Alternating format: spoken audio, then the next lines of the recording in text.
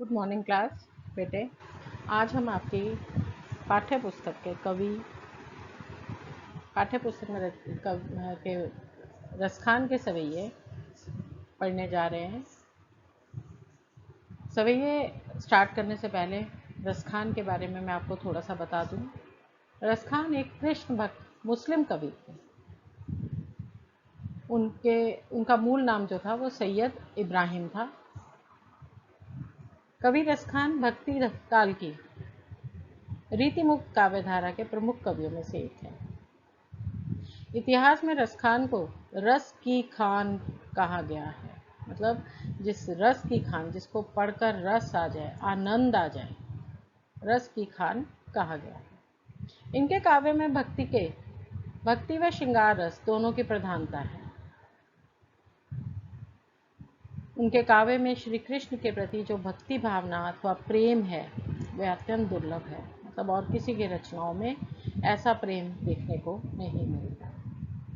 वे अपनी रचनाओं में कृष्ण को प्रेम करते हैं और निरंतर उनके रूप सौंदर्य, राधा कृष्ण प्रेम, गोपी कृष्ण प्रेम, उनकी बांसुरी, उनके कुंडल, उनके नेत्रों का वर्णन करने में मग्न रहते हैं।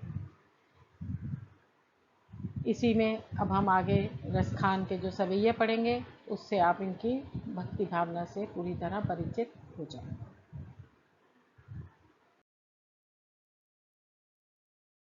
अब इनका पहला सवैया देखिए। मानुस हो तो वही रसखान, बसो मिली गोकुल गांव के द्वारा। जो पशु हो तो कहा बस मेरो, चरो नित्यानंद की धेनु मंझारो। पाहन हो तो वही गिरि को, जो धर्यो कर छत्र पुरंदर कारण।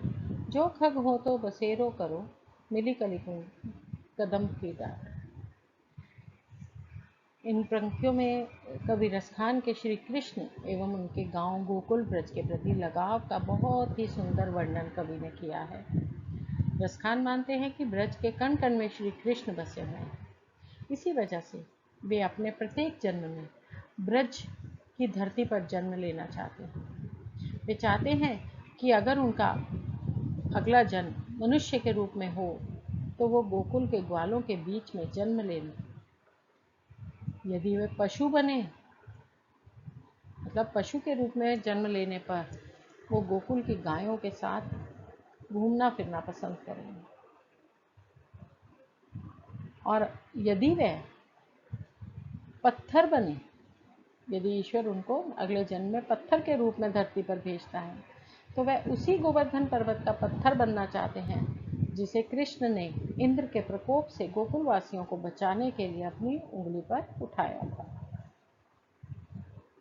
अगर वो पक्षी बने तो वो यमुना के तट पर कदम के पेड़ों में रहने वाले पक्षियों के साथ ही रहना चाहते हैं। तो इस तरह कवि कहते हैं कि वे जिस भी रूप में इस धरती पर जन्म लें और लेकिन वह चाहते हैं कि वह ब्रज भूमि पर ही उनका जीवन व्यतीत हो। अगला सवैया देखिए। या लकुटी अरु कामर या पर, राज तिहो पुर को तजडारो। आठों सिद्धियों नवो निधियों के सुख, नंद की गाय चराई बिसार। रसखान कहो कबो इन आखन सो, ब्रज के बन बाग तड़ाक निहारो। कौटिक एक लघौत के धाम, करील के कुंजन ऊपर वारो। इन पंक्तियों में कवि बताता है कि भगवान श्री कृष्ण व उनसे जुड़ी वस्तुओं के प्रति बड़ा ही गहरा लगाव है। वे कृष्ण की लाठी और कंबल के लिए तीनों लोगों का राजपाट तक छोड़ने के लिए तैयार हैं। अगर उन्हें नंद की गायों को चराने का मौका मिले तो इसके लिए वे आठों सिद्धियां और नौ निधियां होती हैं धन के राजा कुबेर की, जो सबसे अधिक धनवान है, जो है ही धन का राजा। ऐसी उनसे प्राप्त जो निधियां हैं वो त्यागने को तैयार हैं यदि उन्हें ब्रज में नंद की गायों को चराने का मौका मिले। और रसखान कबो इन आखन सो, और वो चाहते हैं कि हमेशा इनसे दूर ना जाएं। हमेशा उनकी आंखों और अपनी आंखों से ब्रज भूमि के वन, बगीचों, तालाबों आदि को निहारना चाहते हैं। कौटिक एकल घौत, कौटिक मतलब करोड़ों, कलघौत मतलब सोने के महल।